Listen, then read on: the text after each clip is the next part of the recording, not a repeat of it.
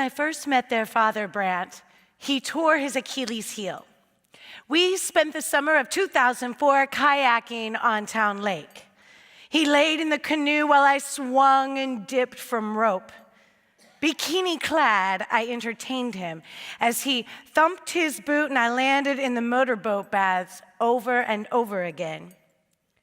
When he was well, he went back to softball, and I stood in the bleachers hollering for him. After 2 strikes, the bat snapped the ball and he ran. His foot trembled. He elbowed first, rang second, then third, and he anchored home. He whispered later, I will always be close to home, close to you.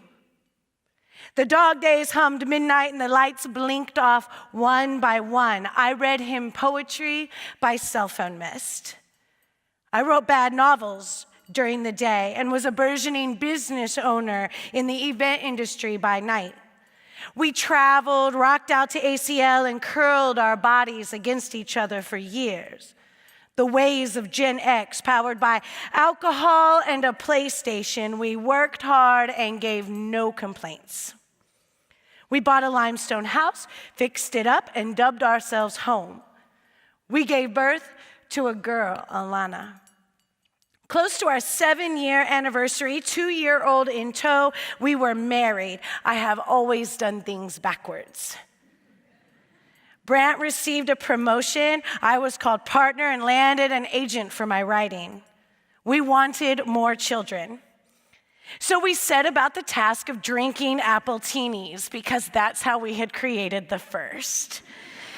We got pregnant and lost the baby. We got pregnant again and said goodbye to another. But we got pregnant one more time. I danced in our living room, arabesques, I put on Motown, I twirled my girl. We announced our pregnancy after the first trimester. I grew large so fast we couldn't hide them. Strangers remarked, you must be carrying twins. I wore heels, I worked, I itched the skin that stretched. I held my husband's hand every night when I was pregnant. After 20 weeks, we arrived at the midwife's office to find out the sex of the babies. We smiled at each other while my legs splayed open and a camera was inserted as our future was illustrated on a monitor. The midwife said she couldn't hear heartbeats. I gripped the plastic wax paper, let go of Brant's hand, and stared at the ceiling. I wanted to close my legs. I know they were twin girls because their father told me. I wanted to go home. Home was the place of our marriage vows written and framed on a wall and alphabetized books separated by subject. I laid in bed and Brant took care of Alana. I refused to accept the twins' desertion. I wandered the halls of the house, played music for them to grow, and demanded the return of their lives. After a week, no doctor offered DNC, and so I returned to the habits of a pack of cigarettes and a couple bottles of wine. I drank and smoked on a porch for hours. I watched the entire first season of The Killing on Netflix. I only sobbed when I didn't find out who the murderer was at the end of all the episodes. The night before my birthday, the contractions surprised me. No one told me it was giving birth. The first girl was born late at night, and the second in the wee hours, where 36 years before my mom had labored and given birth to me. We held the twins. I named them Esty and Izzy. Brant murmured Bella and Kat. I sang them lullabies in the bed they were born. They were not beautiful.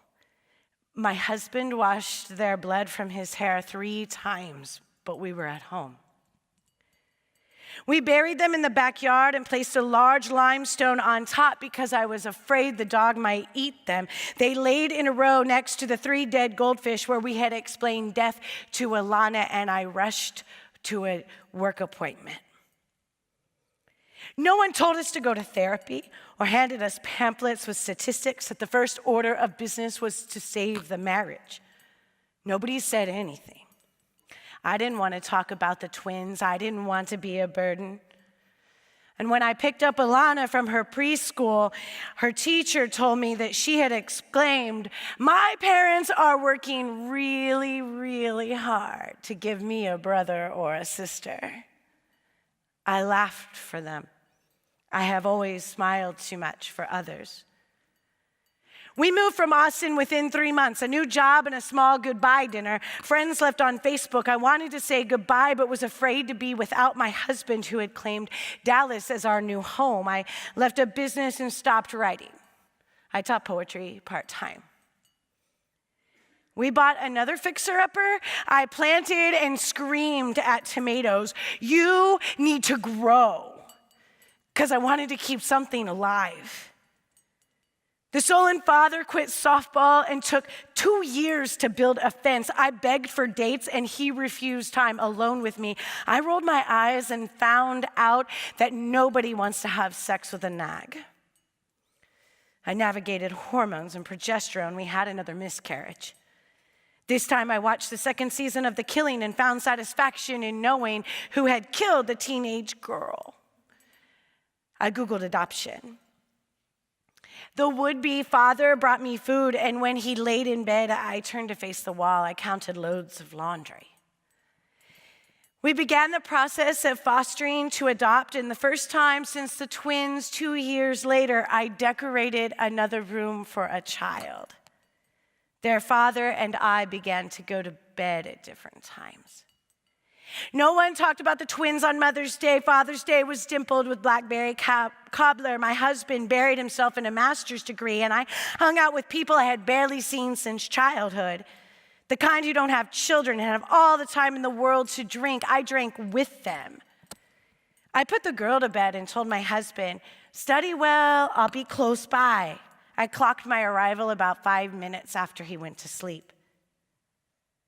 During the days, I hovered over Alana with playdates and pieced together a disintegrated house.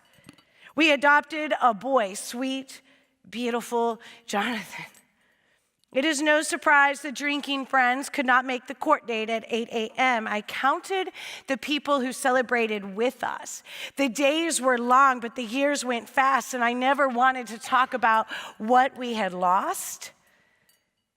Brant thought I left him alone in his grief, but the truth is, I missed and loved him more than any child. And even as I kissed the word divorce from my lips, he said he was sorry that he could not love me anymore. I represented a life that could have been a man in a house full of girls. Wedding rings were placed on a nightstand. It was a relief to surrender to honest capitulation, to understand that relationships don't end in a day but unwind and drip like honey from a jar. The business of separation has been slow and kind. We don't argue. Hell, we don't even have attorneys. There aren't words to slay people who have lost children. We talk about parenting and dating other people. We have family conversations with the 9-year-old and prepare the transition through shared holidays. The kids are doing well. His furniture finds a home in the garage. Children are shuffled in highway traffic. Boxes creep in the house and leave marked in Sharpie.